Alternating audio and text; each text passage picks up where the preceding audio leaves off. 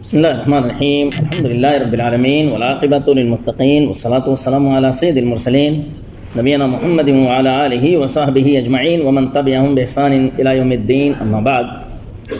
محترم سامعین اکرام، آج کا جو خطبہ ہوا ہے وہ شادی میں آسانی اور نوجوانوں کو شادی پر ابھارنے کے تعلق سے ہے، لہٰذا ہمیں اس ترجمے کو غور سے سننا چاہیے۔ محترم سامعین اکرام، اللہ رب العالمین سے ڈریں اور اس بات کو جان لیں کہ شادی جو ہے یہ اللہ رب العالمین کی نشانیوں میں سے ایک نشانی ہے، جیسا کہ اللہ رب العالمین نے فرمایا وَمِنْ آيَاتِهِ أَنْ خَلَقَ لَكُم مِّنْ أَنفُسِكُمْ أَزْوَاجًا لِتَسْكُنُوا إِلَيْهَا وَجَعَلَ بَيْنَكُم مَّوَدَّةً وَرَحْمَةً إِنَّ فِي ذَلِكَ لَآيَاتٍ لِقَوْمٍ يَتَفَكَّرُونَ۔ اور اللہ رب العالمین کی نشانیوں میں سے ایک نشانی یہ بھی ہے کہ اس نے تمہیں میں سے تمہاری بیویوں کو پیدا کیا تاکہ تم ان کے پاس سکون حاصل کرو، اور اللہ رب العالمین نے تمہارے درمیان رحمت اور محبت پیدا کر دی۔ بے شک اس کے اندر نشانیاں ہیں اس قوم کے لیے جو غور و فکر کرے۔ اور ہمیں یہ بھی معلوم ہونا چاہیے کہ شادی جو ہے یہ تمام نبیوں کی سنت ہے۔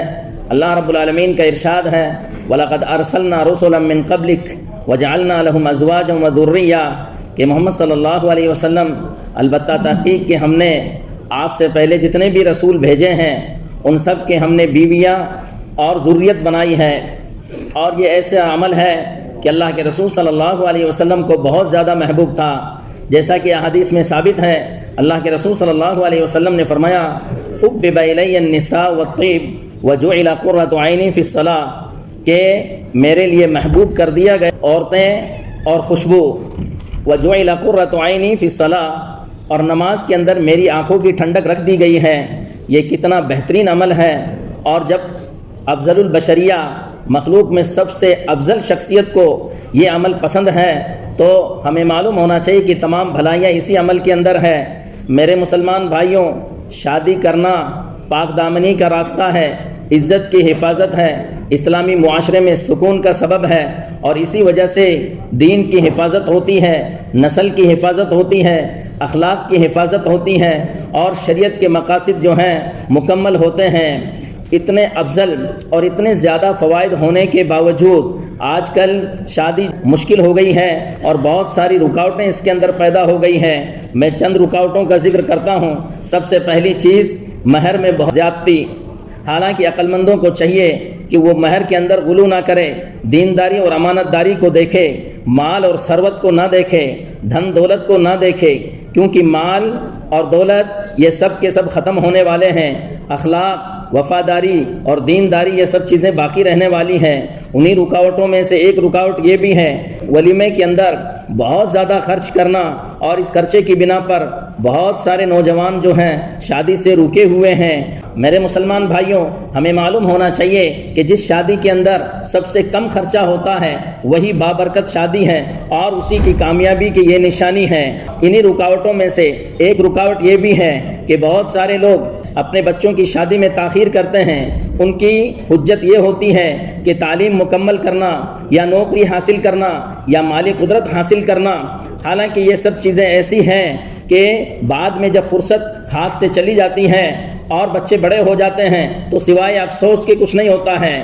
اور یہ ایک افسوسناک بات ہے کہ بہت سارے نوجوان لڑکیاں ہوں یا لڑکے 30 اور 40 سال کی عمر تک پہنچ جاتے ہیں، لیکن وہ کبھی جو ہیں شادی کی فکر نہیں کرتے ہیں۔ میرے مسلمان بھائیوں، ہمیں معلوم ہونا چاہیے کہ شادی میں تاخیر کرنا یہ شریعت کے مخالف ہے، فطرت کے بھی مخالف ہے، اور ماہر نفسیات نے یہ ثابت کیا ہے کہ شادی میں جلدی کرنے سے نفسانی اور جسمانی صحت جو ہے وہ برقرار رہتی ہے، اسی طریقے سے ہمارا دین جو ہے مکمل ہوتا ہے۔ انہی رکاوٹوں میں سے ایک رکاوٹ یہ بھی ہے کہ اپنے بچوں کے لیے شادی کا مطالبہ نہیں کرتے ہیں، کوشش نہیں کرتے ہیں ان کی شادی کے تعلق سے۔ آپ عمر فاروق رضی اللہ تعالیٰ عنہ کو دیکھیے، وہ کہتے ہیں اتیت عثمان بن عفان فعرضت علیہ حفصہ، میں عثمان بن عفان رضی اللہ عنہ کے پاس گیا اور حفصہ سے شادی کے بارے میں ان سے میں نے درخواست کی۔ فاجاب عثمان بانہ لا يرغب فی النکاح، عثمان رضی اللہ تعالیٰ عنہ نے جواب دیا کہ ان کی نکاح کی ابھی رغبت نہیں ہے۔ کیا عمر رضی اللہ تعالیٰ عنہ خاموش ہو گئے؟ کیا عمر رضی اللہ تعالیٰ عنہ نے اس کے بعد جو ہے اس کا معاملہ ملتوی کر دیا؟ نہیں، نہیں اس کے بعد ابو بکر صدیق رضی اللہ تعالیٰ عنہ کے پاس گئے اور ان سے درخواست کی اپنی بیٹی کی شادی کے تعلق سے۔ میرے مسلمان بھائیوں، انہی رکاوٹوں میں سے ایک رکاوٹ یہ بھی ہے کہ اپنے بچوں کو شادی سے روکنا کس بنا پر کہ مہر بہت زیادہ ہے، یا شادی کی رغبت نہیں ہے، یا ان سے نوکری حاصل ہو رہی ہے، تو یہ ایسی چیزیں ہیں ہمیں گھاٹا میں پہنچانے والی ہیں۔ میرے مسلمان بھائیوں، بہت سارے لوگ سوشل میڈیا کے اوپر یہ چیز نشر و اشاعت کر رہے ہیں کہ بے شادی رہنا جو ہے یہی سب سے اچھا معاملہ ہے، اور اسی بنا پر یہ لوگ جو ہیں شادی کو ایک قید خانہ اور غم و فکر قرار دیتے ہیں۔ حالانکہ ہمیں معلوم ہونا چاہیے کہ شادی کرنا یہ اطمینان کا سبب ہے، دنیا اور آخرت کی سعادت مندی کا سبب ہے، اور اگر شوہر اور بیوی دونوں دیندار ہیں تو یہ سب سے بڑے مکارم اخلاق میں سے ہیں۔